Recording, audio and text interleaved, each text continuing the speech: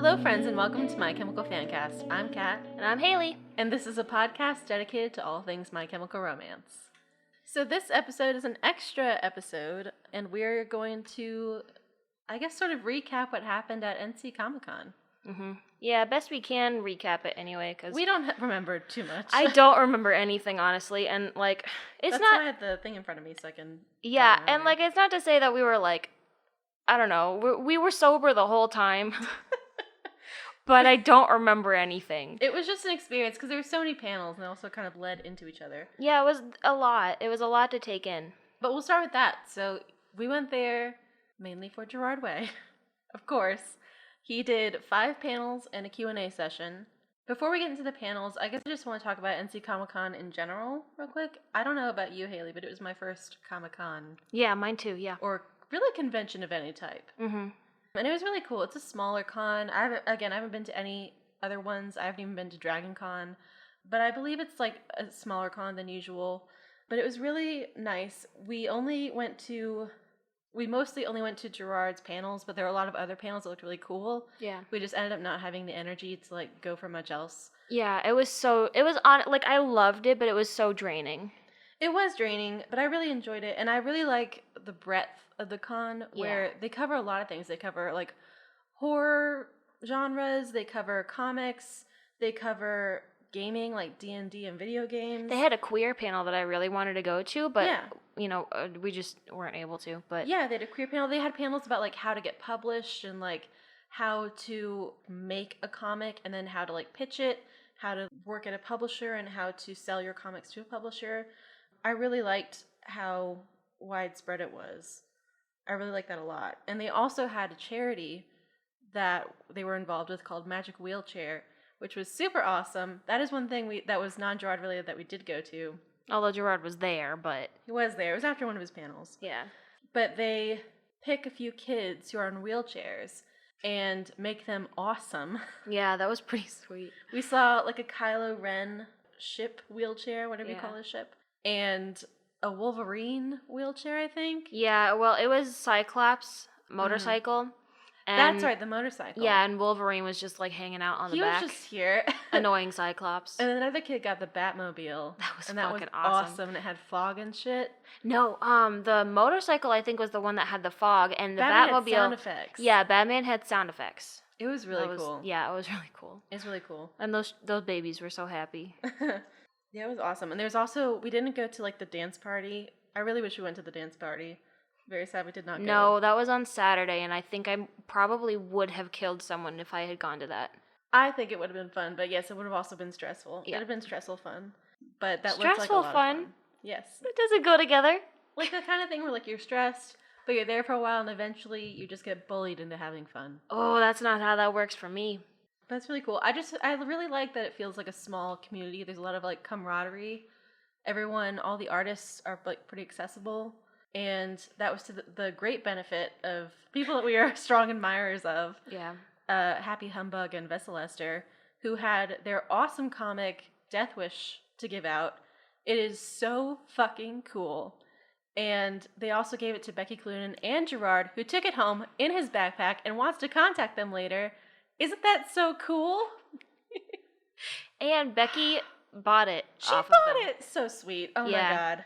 Can you imagine you make your first comic and somebody's like, oh yeah, what was your first sale? You're like, oh, Becky Cloonan. It was just awesome. I'm so proud of them. I'm so proud of them. And the comic is so genuinely good, guys. And I can't wait for the next issue. Please, God, I hope there's a next issue. Yeah, there will be. It's so good. I hate young, talented people, but also love them. I think you need to stop saying that you hate them. They're going to take it the wrong way. No, they know I love them. Oh, speaking of people that we saw there, I wanted to shout out to the people that we met and spoke to. Sherith, we finally met Sherith, which I'm stoked about, and she's amazing. And we met Caitlin.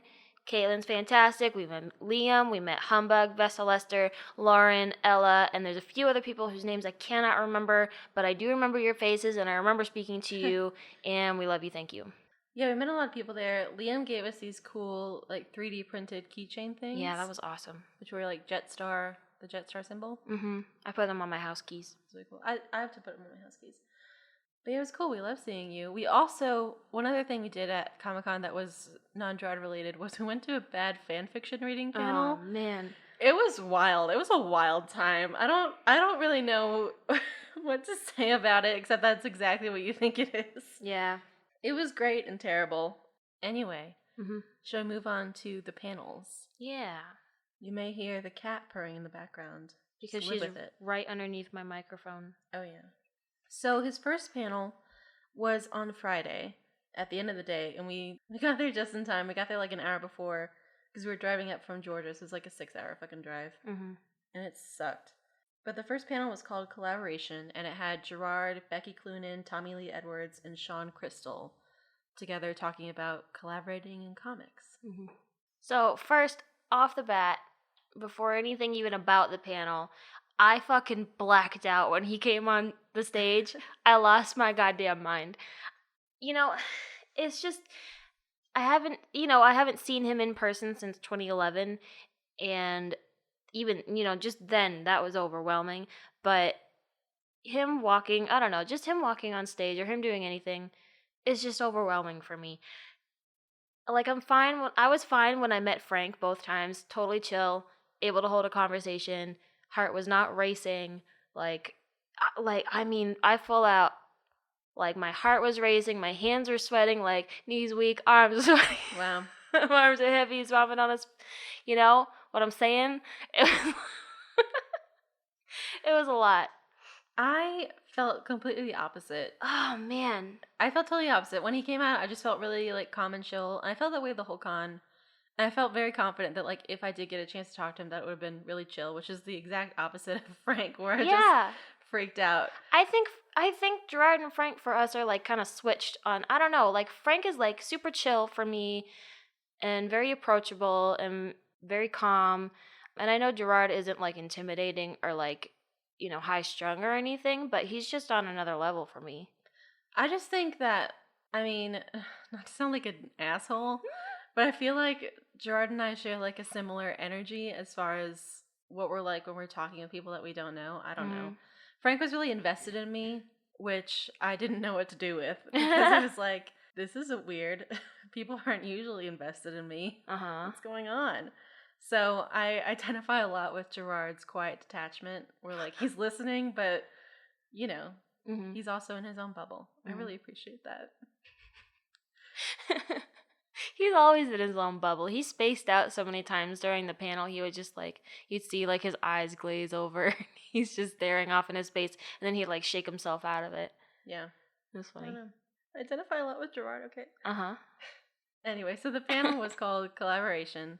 It was pretty cool. They were talking about working with other people in comics, working with, different artists or working with writers, and the way that your workflow sort of changes when you're working with another person. For instance, like Becky talked about how it was different for her when she was drawing, when someone would write a comic with like her in mind specifically to be the artist. That made a difference as far as like how they worked together and how they drew it.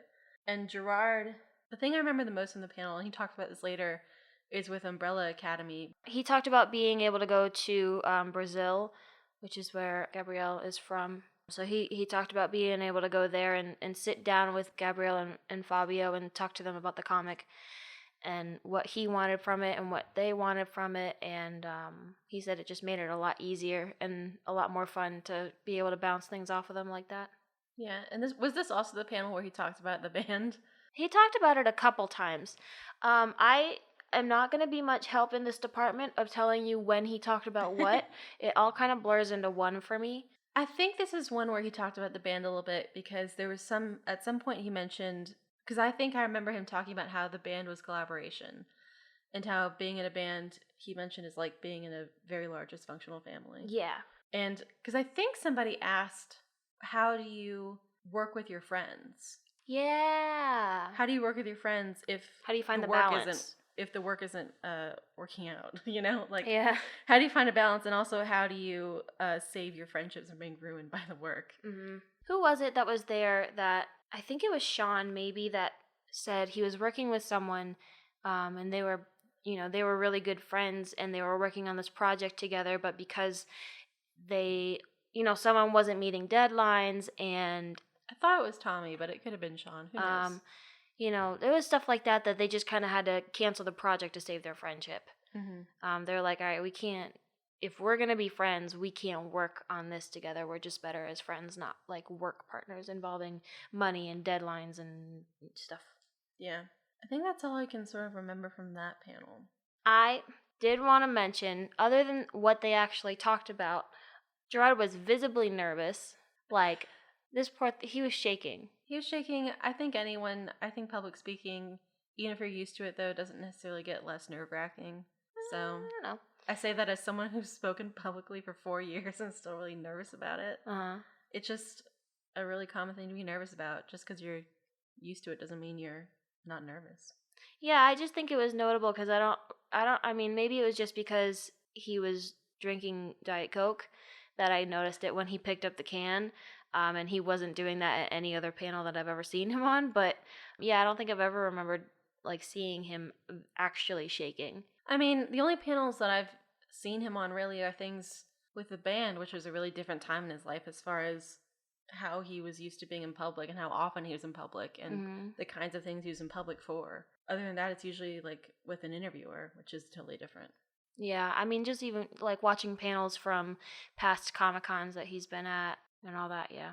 So the next panel, the next day, is called Finding Inspiration. It was 10 fucking a.m. Wow, Saturday. You wake up and there he is again. There he is again. We saw so much of him this weekend. At the end, he joked, like, you're probably getting sick of us. And we're like, no, but also, wow, we've seen a lot of him. Yeah, and he didn't change clothes the entire weekend. He added a hoodie on Saturday. He kept the hoodie for Sunday. He had 3 days to show me he had more than one outfit, and I don't know that I'm confident that he has one. He doesn't. He doesn't. Because I think the pants are the same, too. Yeah, they were the same pants, same shoes, same jacket, same shirt, same hoodie. Gerard. Kills me. So this panel had on it Becky Cloonan, Tommy Lee Edwards, Gerard, Matt Kint, and Jeff Lemire. The thing I remember the most from this panel was them at some point talking about how they had sort of these baked-in inspirations from when they were kids, from content they consumed as kids. Because whenever they said that, I was like, that's me with Gerard. With MCR. That's sort of my baked-in inspiration because I listened to it so much as a kid. Yeah. But they talked about, horror movies or like kitschy 90s movies and things like that. And G.I. Joe, because Tommy's working on G.I. Joe right now. Yeah, Tommy's super excited about his G.I. Joe project. Is this where they talked about The Last Unicorn? Because I got really excited about The Last Unicorn. They probably talked about The Last Unicorn here, or an adaptation maybe. No, probably not. Yeah, I was really excited when they talked about The Last Unicorn because I loved The Last Unicorn as a kid, and it should not have been viewed by any child, honestly. But it's such a great movie, and Kat hasn't seen it, and I haven't seen it yet. We're going to watch that. I have not seen it yet. Yeah. I feel like I don't remember a lot from this panel, because it was so early. And maybe because the rest of Saturday was jam-packed full of shit. Yeah. So shall we just go on to his Q&A? Sure. So he had a VIP Q&A. Becky, Matteo Scalera, Tommy, and Gerard had a VIP Q&A later in the afternoon on Saturday, where you could only get in if you had VIP tickets, and you got to send in questions beforehand via an email address. And they were supposed to have a list. It took a while to get it, and in the meantime, we talked about spaghetti squash.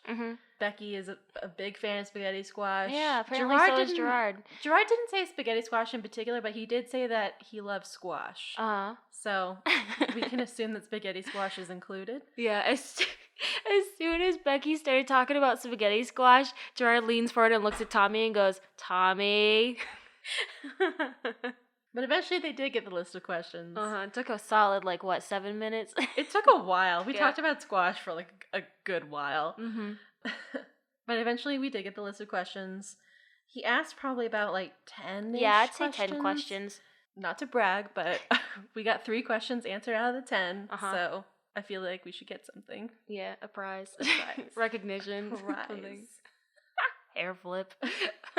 I think one of the first questions asked was from one of you guys. Maybe it was the Lucky Duck, who submitted a question to us, to Becky and Gerard, that since 2019 is coming up, how similar do you think it is to the 2019 and the Killjoys comics?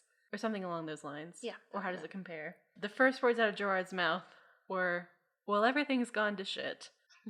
Well, the world's gone to shit, so... That was sort of along the lines of what their answer in total was, Yeah. is, things aren't looking fantastic. We probably won't get in a helium war, but...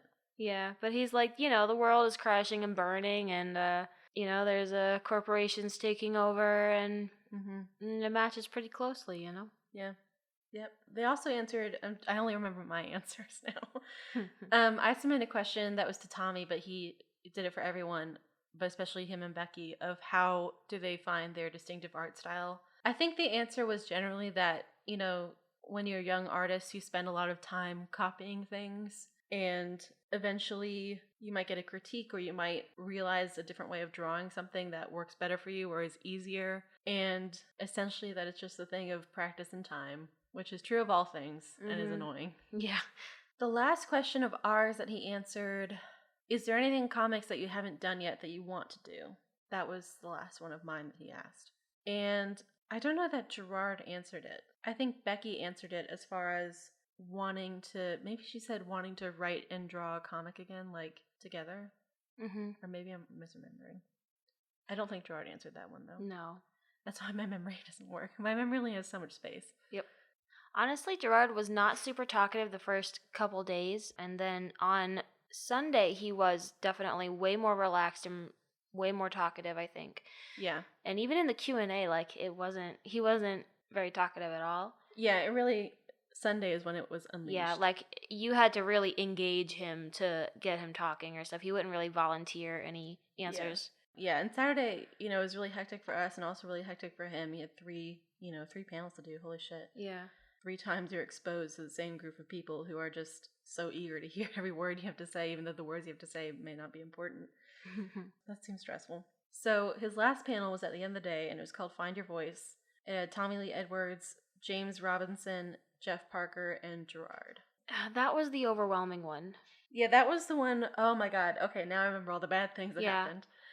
One thing I do remember from that panel is Gerard talking about Danny the Street, because Danny the Street is based off of this drag comedian who I think was called Danny LaRue. Yeah. And so Danny the Street originally in the Grant Morrison version used a lot of Polari, which is British gay slang, essentially. And so Danny the Street in the comics spoke in Polari. And so when Gerard had to write the new Doom Patrol, he sort of had to learn more about that language so he could make it feel like the character lived in that sort of dialect, which I thought was cool. And he also talked about how he made Danny into Danny Land, like a whole entity. Right. Which was different from what Danny's been before, because he's been a street and then at some point got turned into a cabana and a brick. And so he talked about how he had to do work to find the steps to bring Danny back from being a fucking cabana into something that was useful. He's like, how the fuck am I gonna do this? Yeah. So I think that was the main thing I remember him talking about then. Just general things from that day these are things I don't remember what panel they were from, but I remember them happening.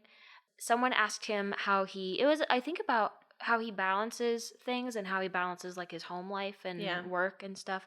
Oh, yeah, I remember that. Yeah, so he was talking about his home life and how he's able to maintain his sanity while working in comics, because you can, totally isolate yourself and work on it from dawn till dusk and then well into the wee hours of the morning.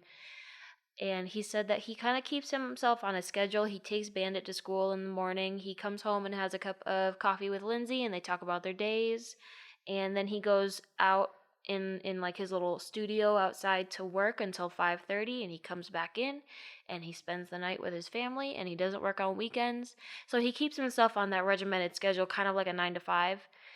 So he is able to keep himself a little more sane and not totally lose himself and, drain himself completely and not have enough time or energy for his family. Yeah. That may have been the first day, because I remember Becky talking about that too, about her schedule, which was really valuable to hear about. He said that Bandit wants to be an animator when she grows up. That's true, and that they draw together. Yeah, that they draw together on the weekends, and that's the only time he draws on the weekends is with Bandit, and he'll bounce ideas off of her and, talk to her about characters and stories and stuff. I really liked how they talked about schedules, because everyone was in agreement that you should keep regular hours. If you can keep it away from your house, then great. Sometimes you can't, but try to seclude yourself in your house anyway, or, make some sort of distinction between your home life and your work. Right. And they also talked about how, it is work, even though you're drawing and doing something fun and making content, that it is work. Mm-hmm. And that, I think it was in the Finding Inspiration panel, they were talking about how you can't wait for inspiration because you have a job and a deadline. So you just have to do the thing. Yeah. Because if you kept waiting for inspiration, it would take years to get something done. Yeah. Gerard talked about taking himself out on artist dates where he would go to like the museum or like an art gallery or to the movies or to anything where he could just kind of take in some kind of art or some kind of inspiration, not constantly be putting out all this stuff. Because he said that, what was it, the book that he read, The Artist's Way? And he said that the book said that creativity is like a well, so you have to fill the well, and you can't constantly be taking water out of the well because then you'll have nothing left. So you have to put stuff in and take yourself out on these artist dates and find inspiration in other things by taking in other people's art and other people's experiences and having your own experiences outside of the sketchbook and, writing and all that. Mm-hmm. He also mentioned how when he's procrastinating on something or to clear the pipes of when he's been working on something too long. I liked this part a lot, yeah. Two things. One, sometimes he'll just switch to something manual, like something different. Like if he's writing, he'll switch to playing guitar. And if he's playing guitar, I'll switch to drawing or something. Something where he's using his hands in a different way. But the other thing he does sometimes is just work on a new thing. Sometimes if he can't, is burnt out on something or doesn't have an idea, he'll work on something totally new, which he said is detrimental to him because it makes things happen late because he's usually more interested in that new idea than the one he's supposed to be working on. Hence New Music Fridays. He didn't say that, but I made the connection. Yeah. He's like, that's why Doom Patrol is late. And you're like, sure is, buddy. Uh-huh. We're fine with it. It seems to go with the theme of Doom Patrol. Yeah. It being on an unpredictable schedule. Right. All right, do you want to talk about the clusterfuck? I guess. So, most of the time, especially on Friday and early Saturday, people were good at keeping their distance and keeping boundaries. Because, we were in the VIP section, and I think that pretty much everyone in the VIP section was an MCR/Gerard fan. Yep. I could tell that by the cosplay. Uh-huh. And so, we had a good amount of people at every panel who were really enthusiastic, who were really excited to see Gerard, who may not have seen him before, like me, or may not have seen him in a long time, may not have seen him in this setting. And, we get to see him a lot over 3 days. It's a really weird and cool experience. Right. So everyone was very excited, but for a while did a really good job at, when Tommy Lee would ask for any questions to the audience, of not asking weird questions or not, using the question time to actually make a comment about thank you, Gerard. Right. On Saturday, that unraveled a little bit, I think because of how many appearances he did. It was because of, first, that panel started off with a person asking for Gerard to sign something for their friend. Yeah. Which hadn't been done in the previous It panels. had not been done by anyone else at any other panel. And if you're with this person and you're listening, I'm not saying that, you're a terrible person and you shouldn't have done this. It did start a cascade. It did kind of open the floodgates a little bit, and then the father went next and talked about his daughter and how Gerard helped her, and it was a beautiful story, and everyone was very emotional, and he was crying, and, it was sweet. Yeah. However, then it really opened the floodgates. As soon as they were like, all right, does anyone else have any questions?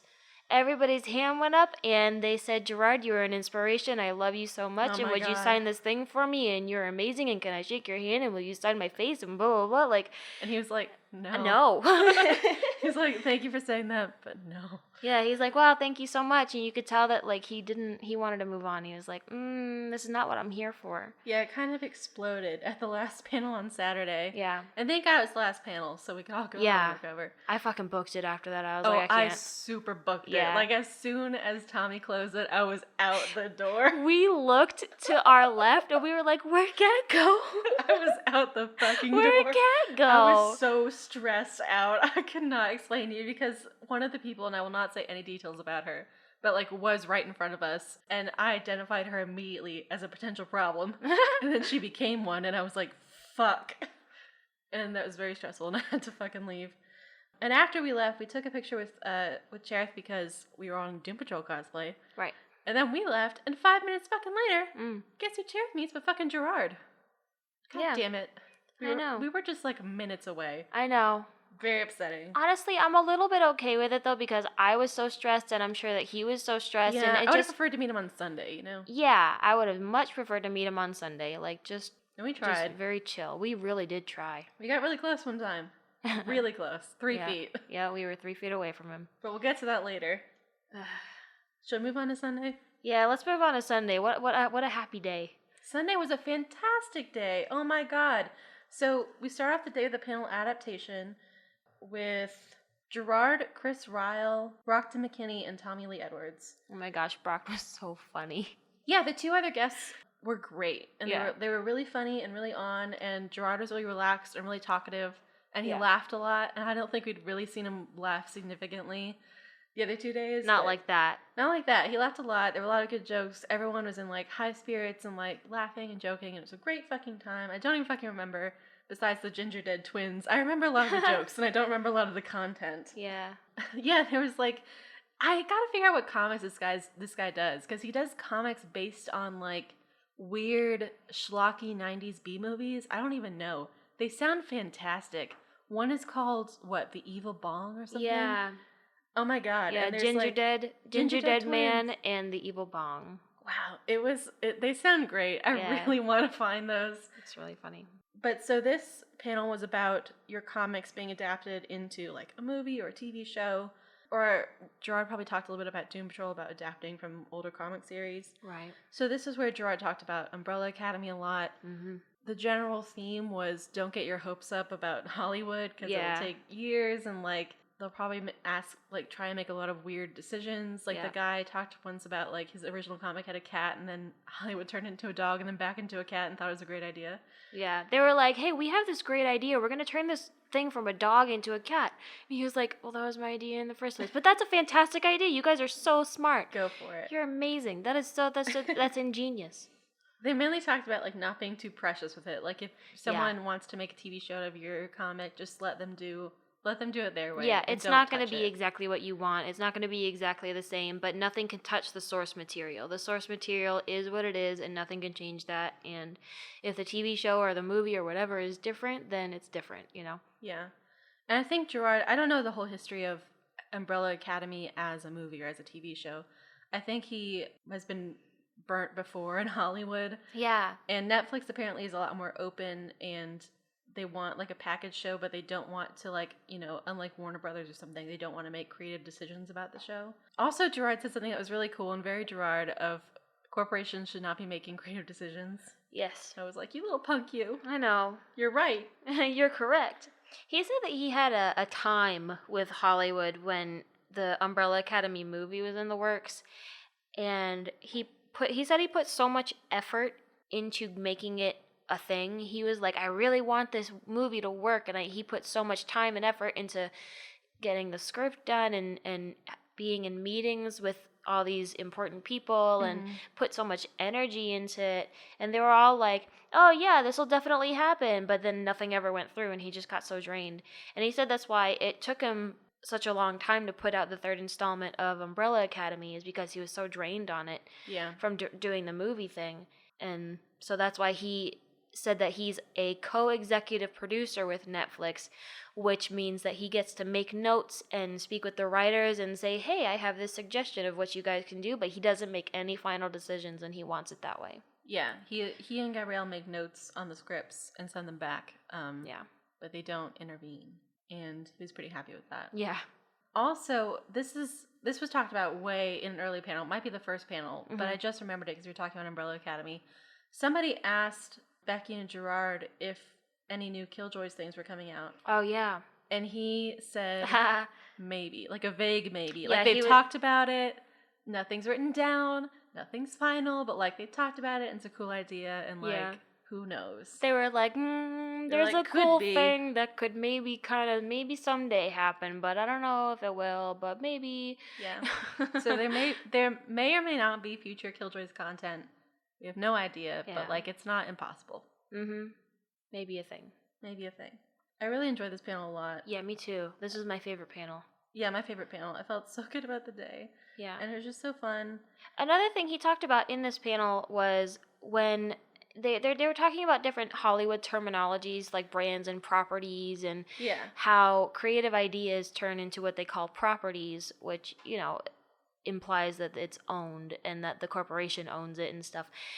And he said that he was in a meeting with Warner Brothers with MyChem, and he said the first time he heard that was in a boardroom at Warner Brothers, and they called MCR a brand, and he was like, I lost my fucking mind. And he was like, what the fuck does that mean? And he just seemed, you know, he said that he was very frustrated with it, but he's gotten used to it over time, and that he's just kind of come to accept it, and is like, well, it's just the terminology they use. Yeah. I mean, when you're a band with that many strong aesthetic themes, yeah, you're also a brand. You're a brand.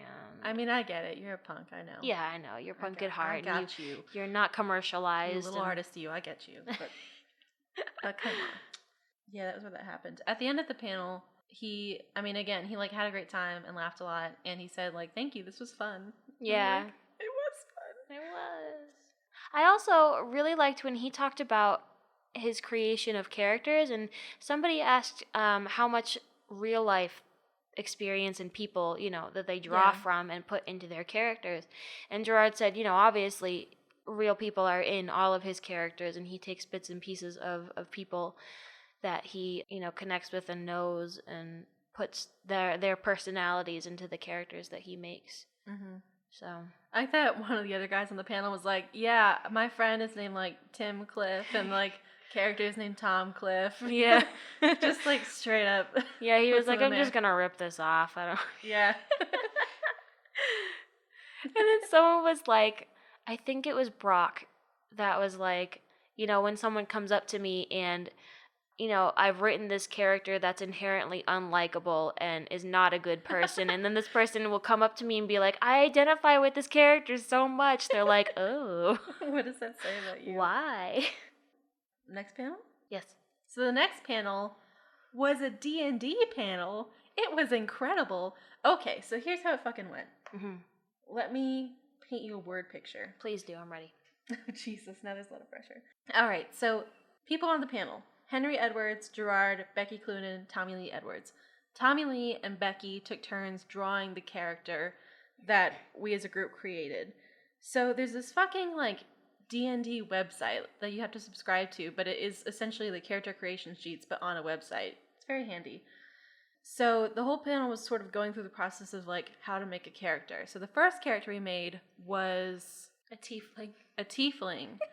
Because we wanted a warlock, but also wanted the warlock to be able to throw down with a melee weapon. The world was like humans versus demons, basically. That's right, yes. And demons exist in the world. Demons exist kind of world, and demons are evil. So they were like, all right, well, we can have like kind of a half-demon looking character, so we'll just have a tiefling. And if you don't know what a tiefling looks like, they're these big dudes with like ram horns.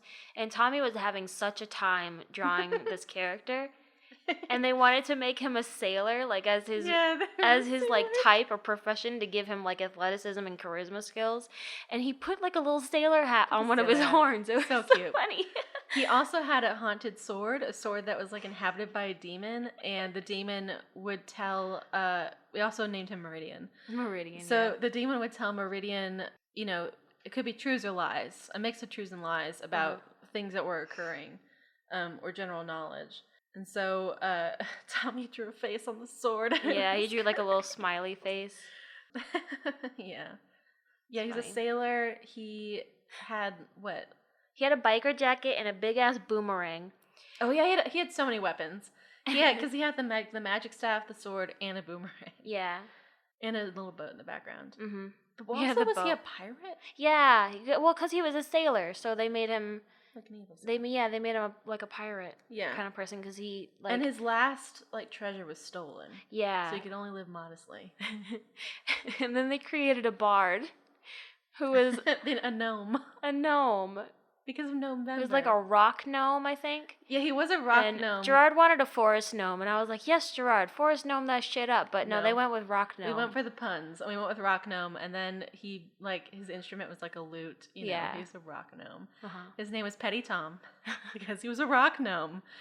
And he had like a lute, the bagpipes, and something else. Maybe a wind instrument of some sort. I don't remember. I don't remember. He had a third instrument, but he didn't play it a lot. He was mainly a lute and bagpipe player. Mm-hmm.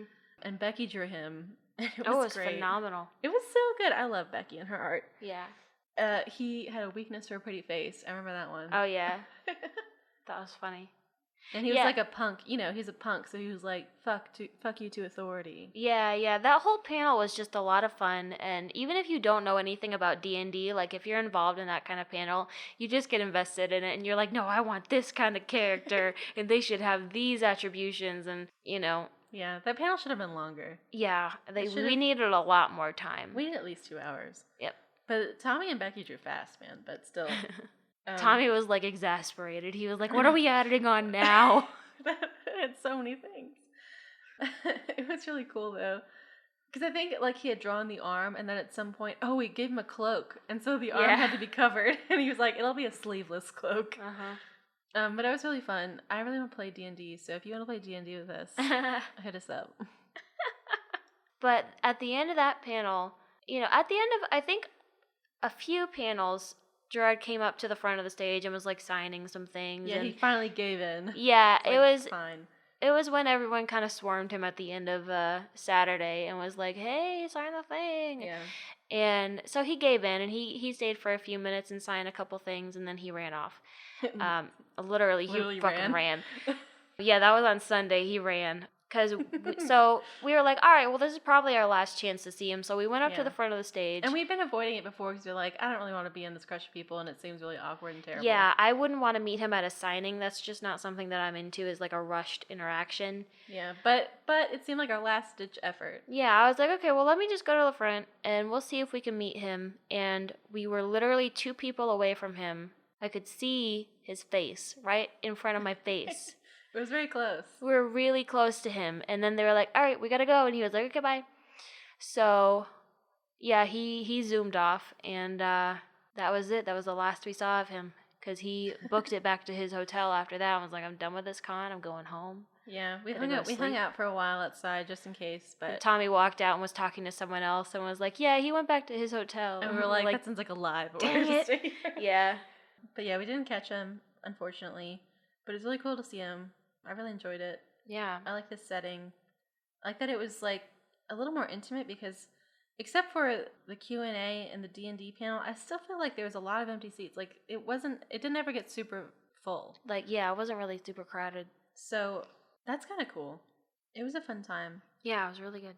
I wish we could do it again. Mm-hmm. But hopefully Gerard will be doing like a tour or something soon because of his new song that he just dropped, which we have listened to. Yeah, he just dropped that shit like Beyonce. He was like, all right, bam, getting down the germs. I really, it's like a California beach bop, but I really like it because of his vocals. Mm-hmm. They're a lot lower than his recent songs have been, and it sounds kind of weird at first because they were reminiscent of MCR vocals when he was down low. So it sounds like he should like go into something very demonic.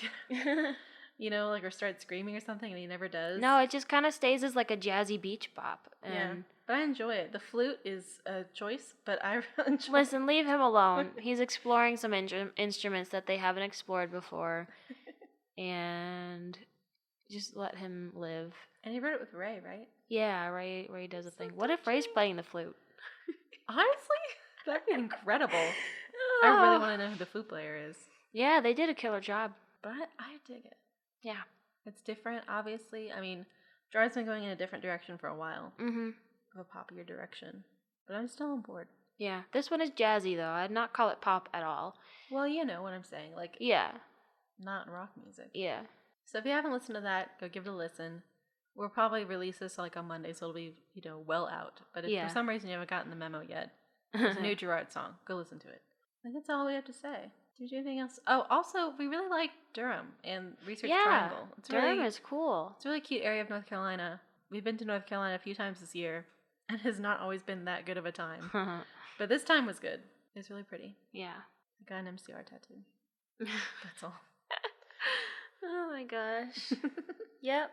So takeaways from North Carolina Comic Con. 1, my heart soared every time he laughed.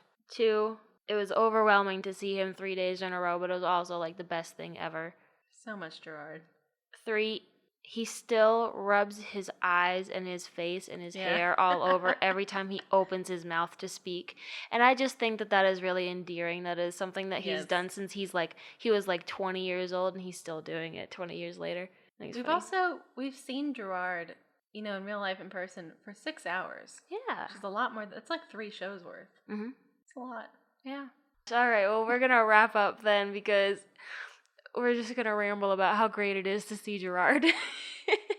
And that's all we're going to talk about. I could talk about that. So, in the meantime, follow us on the socials. Twitter and Instagram at Chemical Fancast. Facebook, My Chemical Fancast. And if you want to email us, our email is mychemicalfancast@gmail.com. And if you want to help us out and get people to find the podcast on iTunes, you can rate us on iTunes. And leave a review. And leave a review if you would like to. And anything else we want to cover? That's about it. Next week, we're coming out with our next, regular episode, which is another revenge episode. Mm-hmm. You will notice that this one is way less structured, because we're literally just talking about our experiences and what we remember and what we, Yeah. You get what you get. You get what you get, and you don't get upset. Take it or fucking leave it. Oh my gosh, you're so aggressive. I didn't get fangs on my arm for nothing. Oh my gosh. Okay, we're gonna go then. So we will talk to you guys next week. Mm-hmm. Peace out, my friends. Bye.